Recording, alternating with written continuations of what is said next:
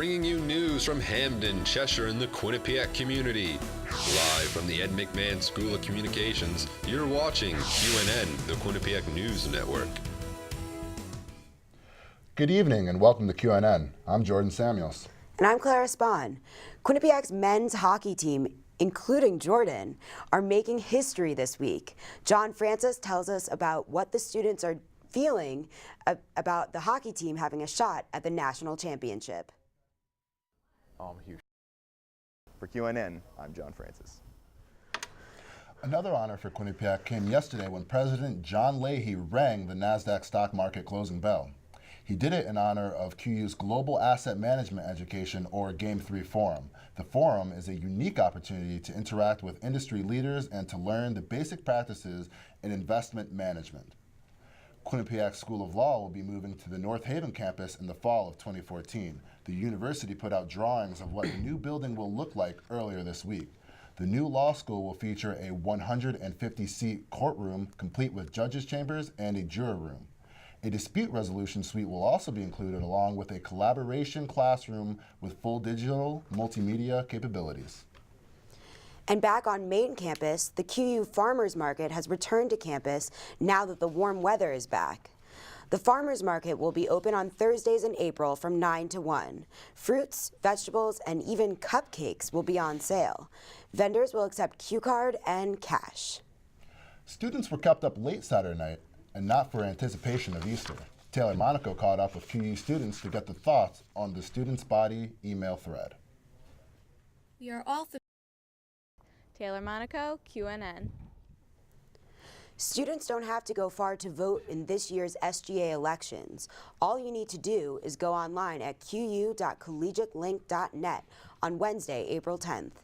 There, students can vote for candidates who they want to represent Quinnipiac. Those who vote will be put into a raffle for a chance to win gift cards, an iPad mini, and more. The first senior glass gift event was on Tuesday in the Burt Kahn Court. Donations were accepted in the amount of $20.13 to benefit student scholarships on behalf of the class of 2013.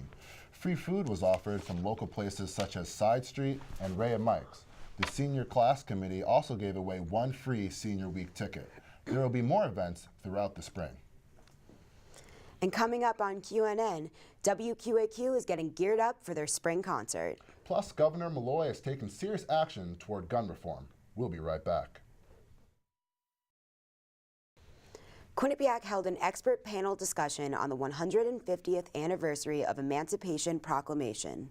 The panel included a founder of a nonprofit organization that works to reduce the demand for trafficked persons, a professor who specializes in 20th century African studies, and a professor who specializes in slavery, women, gender, and sexuality.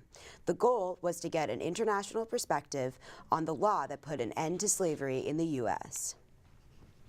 Festapalooza is the name of the music festival that kicks off this Friday. It's sponsored by Quinnipiac's FM radio station, WQAQ. It will feature live performances such as Titus Andronicus, Bomb the Music Industry, and the Front Bottoms. The event kicks off on April 5th at 5:30 p.m. in Burt Kahn Court. Tickets are $5 for non-students and free for QU students. They can be picked up in the Student Center. And that's what we have going on around campus. Now let's hear from Andy Gill about the new gun control laws that will be affecting the whole state. Andy? Thank you, guys. Well, that is all I've got here. Back to you guys. Thanks, Andy. Coming up on QNN, we'll get your weather forecast for the upcoming week. Plus, Gary will bring us up to date with the latest sports news on campus and on the diamond. We'll be right back. Let's take a look at this week's upcoming forecast. Looks like there's going to be some light rain tomorrow, but after that, things are looking up. Saturday and Sunday are going to be in the mid-50s, and by the time Monday rolls around, the temperatures are going to be in the 60s, and our days are going to be full of sunshine for the rest of the week. I can't wait for the warm weather, Jordan. Can you? With the Frozen Four coming up, I think I got a few more weeks until I can enjoy the weather. And for more news about the Bobcats' road to the Frozen Four and opening day on the Diamond, here's Gary Gurecki with sports. Gary? Thanks, you too. I don't know about you guys.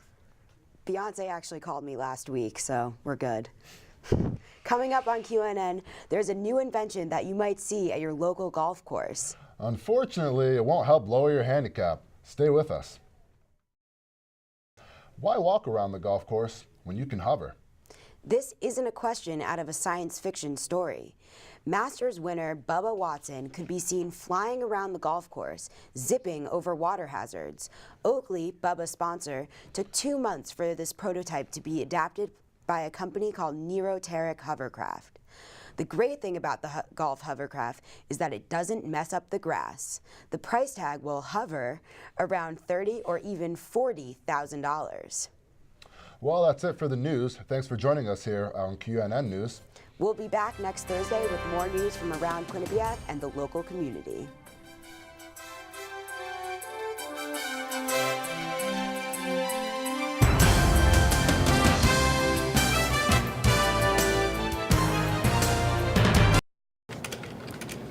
With the rise of internet and search engines, people's lives revolve around having their cell phone or laptop at all times in order to search the web, to find an answer to their question, or even just look up something they forgot.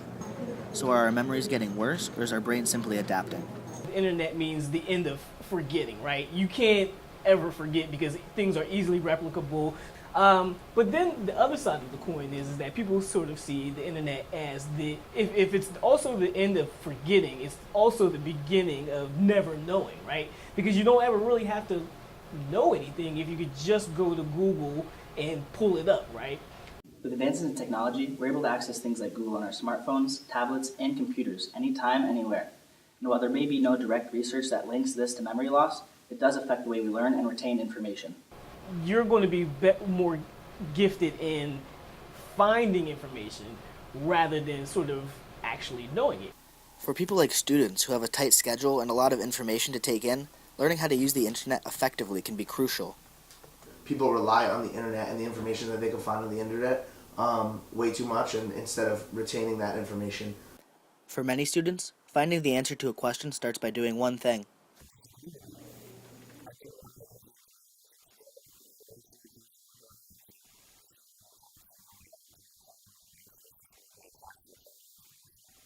Recent research in Japan on memory loss found that out of 150 people they interviewed, every 1 out of 10 young people between the ages of 20 and 35 had a serious memory problem. This was linked to their dependence on computers and electronic devices that discouraged the use of the human brain and recalling memory. Every subsequent generation with technology sees their attention span and their retention of information sort of decrease, right? It may not be that we are losing our memory, but rather that our brains are learning a new way to gather the information with the surge in technology. For QNN, this is Ethan Reese. The Supreme Court is holding 2 landmark cases for same-sex marriage starting this week. The first is Proposition 8 in California, and the other is the federal Defense of Marriage Act. Opposition to same-sex marriage in the United States has gone down to 48% in the past 16 years, a drop of nearly 20% according to the Gallup poll. Much of this view could be attributed to the more lenient views regarding gay marriage from the younger generations. I don't really have a problem with gay marriage. I believe that everyone is entitled to love who they want to love. This shouldn't even be an issue. I mean, with all the issues going on in the world today, something as simple as 2 people getting married regardless of their sex. I mean, it doesn't even make sense. Even though the numbers support the legalization of gay marriage, the Supreme Court has the final call. The way government works, I have no idea. But honestly, I think I see no reason why it shouldn't pass. I think it'll be something that continues to drag on. I think that society is so torn between being pro for it or against it that I feel there'll always be an argument for both sides, and therefore Supreme Court will always continue to struggle with an answer.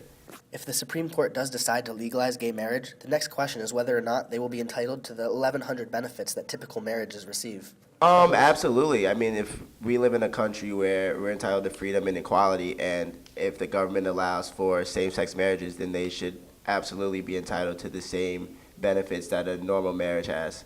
Oh yeah, I don't see why not. I mean, there's still 2 people who love each other and are legally getting married.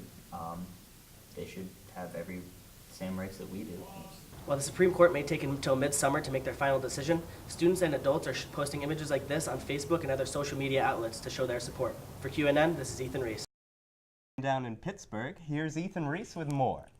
Thanks, guys. The men's hockey team has made national headlines this week as they've prepared for their Frozen Four matchup against St. Cloud State in the national semifinal game. Quinnipiac provided 5 full fan buses that gave hundreds of anxious students a free ride to and from Pittsburgh in addition to their discounted tickets. Hartzell and the rest of the Bobcats will take the ice tonight live on ESPN2 at 8 p.m., a game that will be broadcast across the country.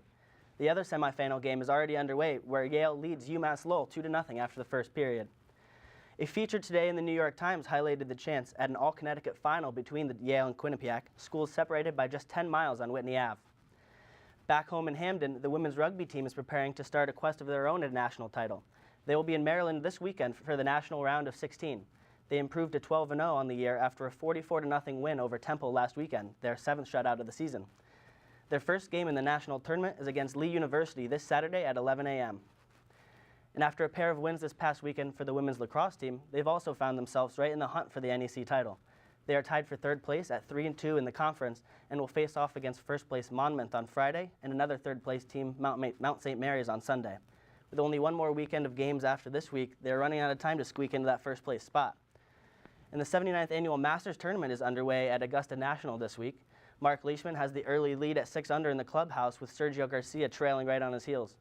David Lynn had the early lead in the day, but is currently sitting in a tie for 3rd place with a group of other people.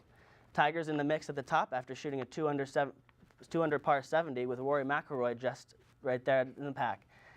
Reigning champion Bubba Watson finished at 3 over par, while Phil Mickelson is also struggling to shoot a 2 over 74 in the round. Thanks, guys. Back to you. Thanks, Ethan.